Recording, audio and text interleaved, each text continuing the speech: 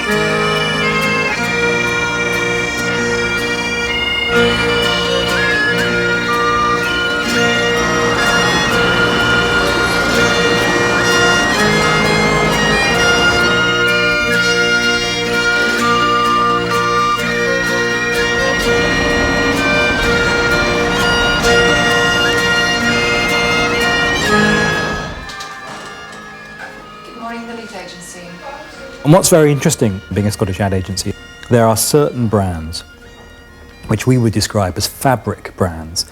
And what I mean by that is that they really are icons of nationality.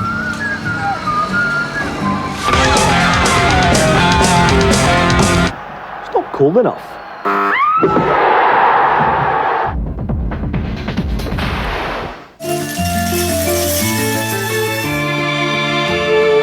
These brands are a way of saying we are different. So I think every market in the world, Coca-Cola or Pepsi, or one of those would be number one. In Scotland, Iron Brew is number one. Come on, sweetheart. Come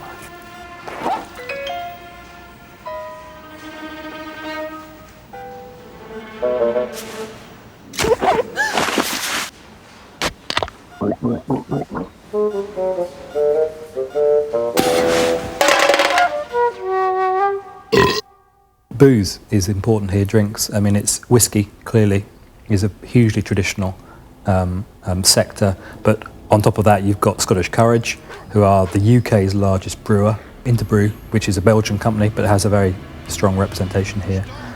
Carling, Grolsch, two of our brands. Guys, why do you always abduct the first person you find? We've got a whole planet full of scientists, Nobel Prize winners, supermodels. We can't use sex in advertising anymore. It's it's completely against the code.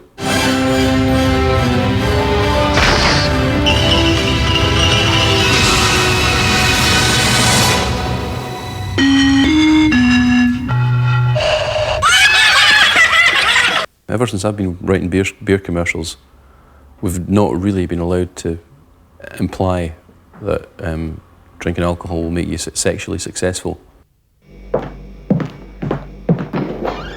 Tea's ready.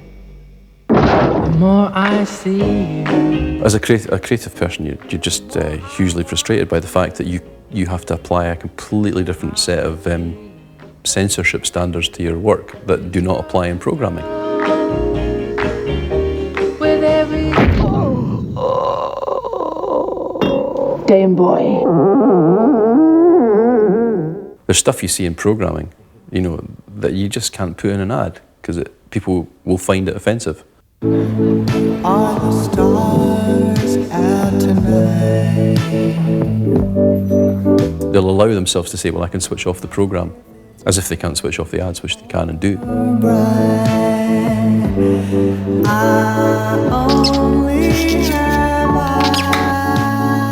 We can have an ad where a girl takes her eye out and drops it into a guy's pint so that he has to give her his pint, and then she gulps the pint down, swallows the eyeball, and then hits the back of her head and her eye comes back in, and it's for Carling and it's as blinding, and that can go on air, but we can't have that girl sidle up to a guy and say, like what you're drinking, want to buy one from me?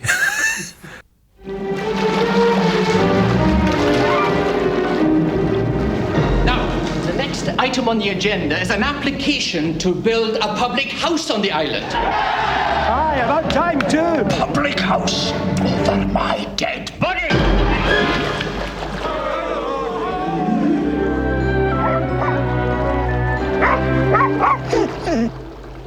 The one thing that I really loved doing, and it turned out really the way I wanted it to turn out, was an ad for Tennent's Lager, which was a sort of very affectionate pastiche of Whiskey Galore, where all the these barrels wash up on a tiny island.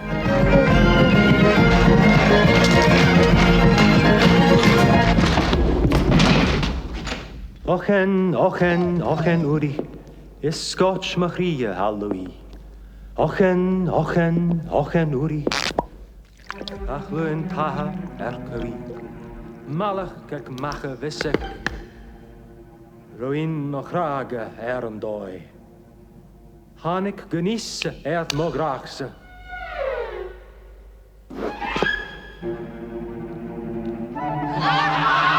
It all came off really quite well.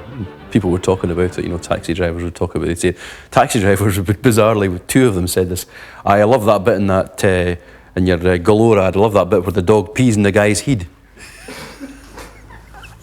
So I don't know what taxi drivers drink when they're watching telly.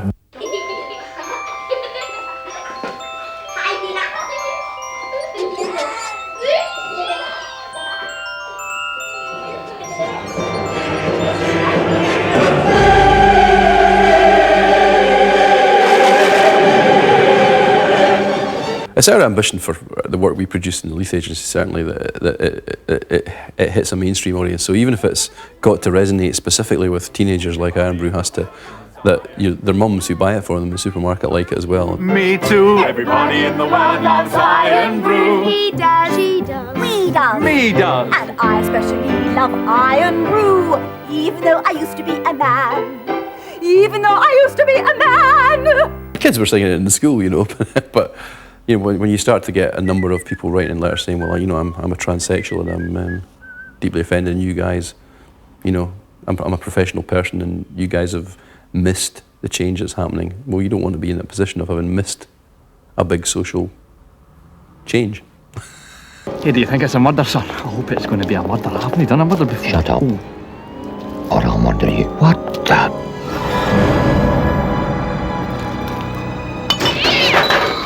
Look! He's missing half his head. Big pink monsters. It's some kind of twisted calling card. When you have a Scotland-only brand, like we did Tennent's Lager advertising for about 10-15 years, then you can. And I think what people liked about what we did for Tennent's Lager over the years, and it became a consistent brand value for it, was that it was quite dark. Sir, the survivor's done as a sketch, sir. That is totally gruesome. What kind of monster are we dealing with here? I could murder a pint. I've noticed that the further north you go, the darker the comedy gets. The nights may get lighter, but the comedy gets a bit darker.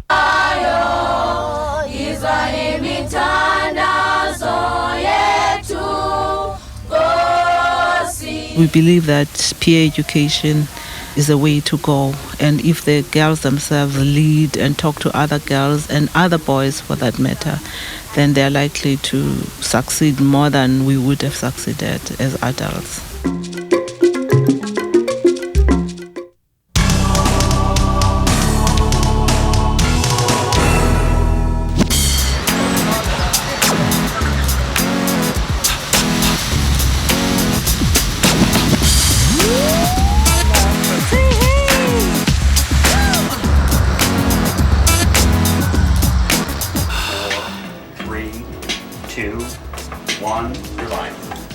And we are live. Good afternoon. I'm Jack Jersowitz. This is Today Like It Is. RuPaul got his start at this particular station, so it can happen. There's Tom Green, Bill Nye the Science Guy. A couple of these people started in public access televisions, but I think people really just enjoy the journey.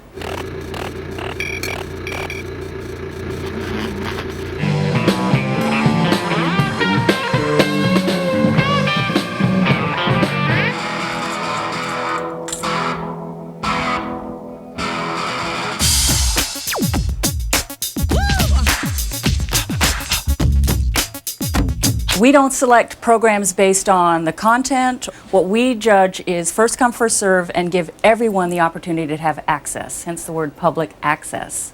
A flood tide of filth is engulfing our country in the form of newsstand obscenity and is threatening to pervert an entire generation of our American children. Our job is to bring the community into our facility, train them into working cameras, directing, technical directing, that type of thing. We empower them to do their own shows.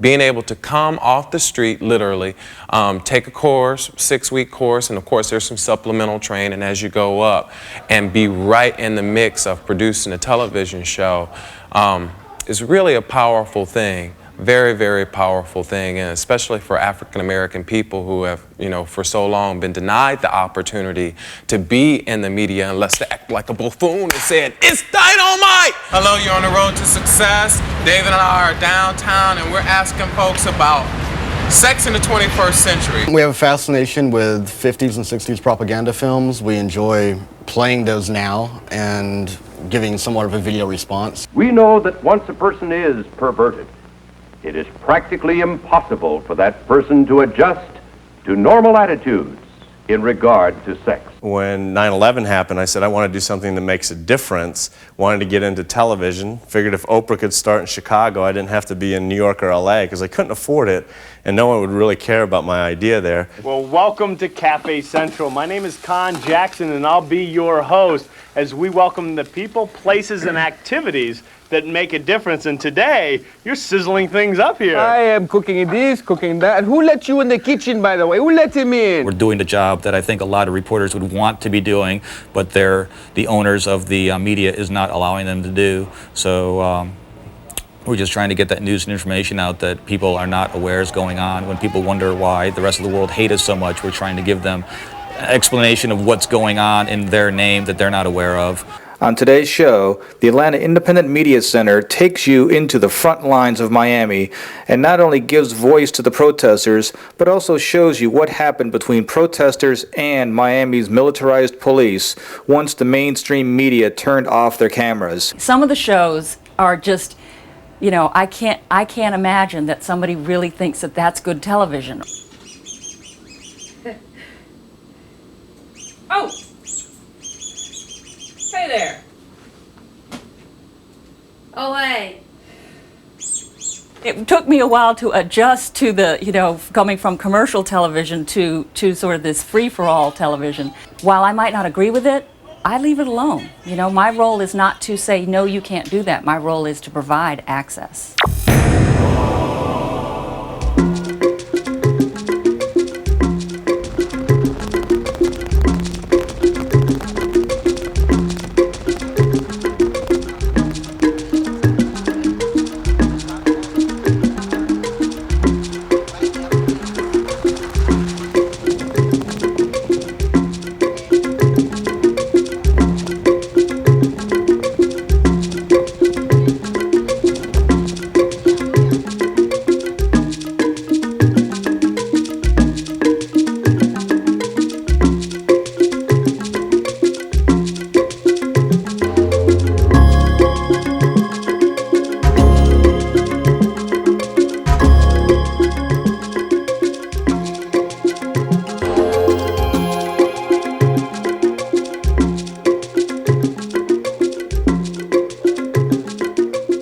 When we look at the poverty line, people that are most affected are women. So we realize that if we want to change the status quo, we then would have to address young women beyond just looking at the women themselves. Africa, malupakanyisu kondolwayo, izwa imitandazo yetu, Nkosi, sikelela, thina, lusapho lwayo. So the point of the Women's Net Digital Audio training is to try and empower the girls to be able to share with them some technical skills, as in to show them some basic computer literacy, also how to work with digital audio, how to record audio, and then edit it using the skills that they learned earlier on in the week. The media and digital training has been specifically because we wanted the girls themselves to highlight some of the issues that they feel affects them, because one of the objectives of the girls' education movement and also the South African Girl Child Alliance is to ensure that the girls themselves are leaders and they speak on their own problems. Welcome. Welcome. I'm Katie. And I'm Lisa. And you're listening to The Silent Voice, the place where your voice is heard. Mass media plays a fair amount of role within development, especially in South Africa. Radio being the one tool that most communities, especially those that poor, can access as in comparison to TV.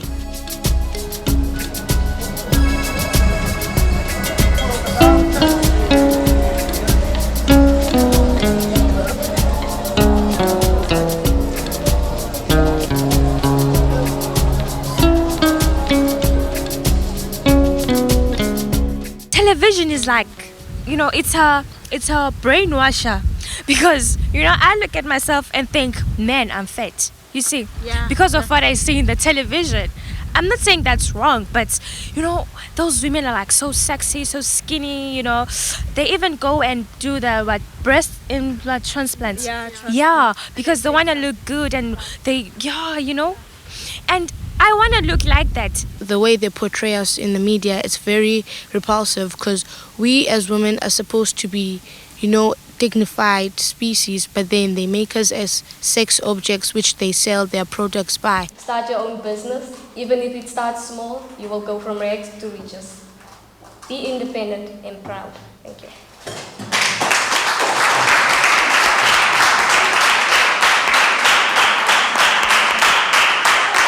The way I see it, I would appreciate a situation where we raise a generation of young women that are comfortable with themselves, that are strong-willed and can say no to social ills. Oh yeah, you son of a...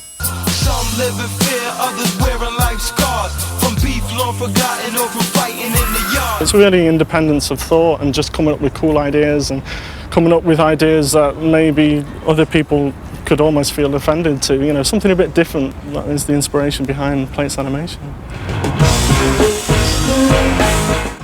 To make a small amount of people a lot of money. This is nothing like we'd ever dreamt. Just the time is wrong, we got another failed attempt. As if it makes them money, they might just give you life this time.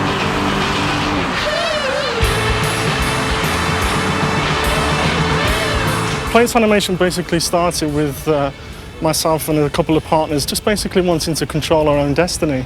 And we feel by starting our own business, even though it's a lot tougher, we have been able to move in a direction that we have chosen rather than someone else choosing it for us.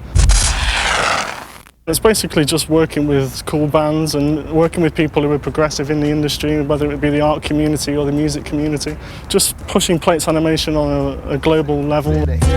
Hop, a hippie to the hippie. Here comes the lip with the dibby dibby dibby. Hip hop, a hippie to the hippie. Here comes the lip with the dibby dibby dibby. The artists that we deal with really are passionate about their music, and they know their music's gonna sell. It's those type of artists that can say, yeah, an animated video would be fun, I'd like to do that. They don't have pressure from the label saying, no, we have to have your face all over it and what have you, The label management always has their own ideas and direction, and the artists are usually fighting these people. So if you can connect with the artists and they're into your idea, the management has to follow. As war and peace collide in the back of my brain, I'm at the decide between felonies, success, or selling keys. Talk about how gully you are, and then put on the seatbelt when you hop inside of your car. We'll certainly contact people who we think could fit the animation video, who we enjoy their music and respect their music a lot, and hopefully they like what we do and we can come to an agreement. If they don't have any ideas, we're quite happy to come up with our own, and if they have a certain meaning behind the lyrics, then we can move on that. Well, we did the video for LP, who's the head guy at Def Jux. It was rather a touchy video. It was called Stepfather Factory. It was a bit dark, and certainly the topic of the video was close to his heart. The lyrics are about something that happened in his life, and it's basically about domestic violence. So he wanted us to follow the lyrics pretty closely and depict that in some way. And we gave him back some ideas, some drawings, and he let us go with it from there.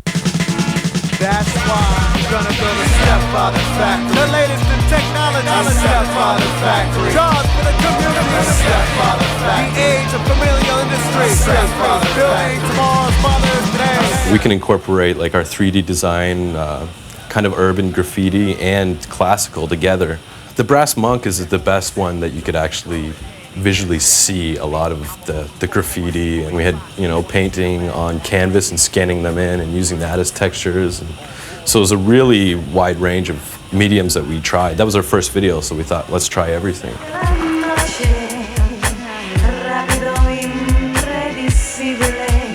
It's really important to us, you know, to really give a mood to our videos. Like the Mogwai, for instance, we had people emailing us all over the world saying like, it's terrible or it's awesome because animals were being thrown off a building to their death. We specifically went for Mogwai because we knew that A, they didn't really have many music videos, and B, their music is somewhat epic, so you know, animation seemed really right for them. It's getting standing ovations in London at festivals, and I mean, it's a year and a half later and they're still playing it.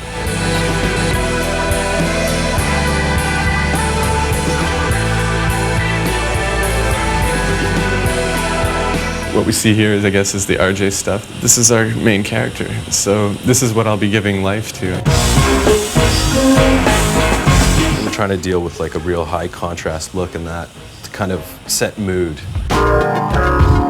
He wanted something underwater, but we didn't want to do the Finding Nemo, beautiful tropical underwater, because he's more of a hip-hop artist.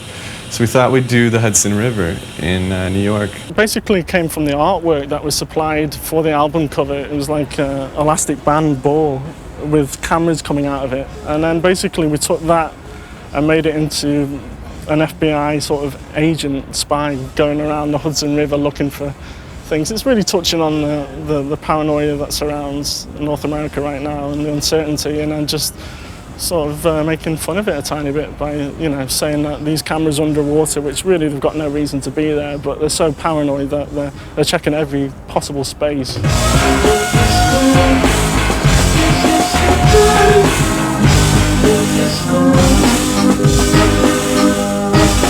On the side, for the last 2 years, we've been co-developing one project for television, a completely animated show, and another project that's fully plates animation for television as well. We don't just want to be a drive-through animation studio. We want to be a place that's recognized for our creative output, whether it's animation or any kind of creative work, that our ideas are the key thing.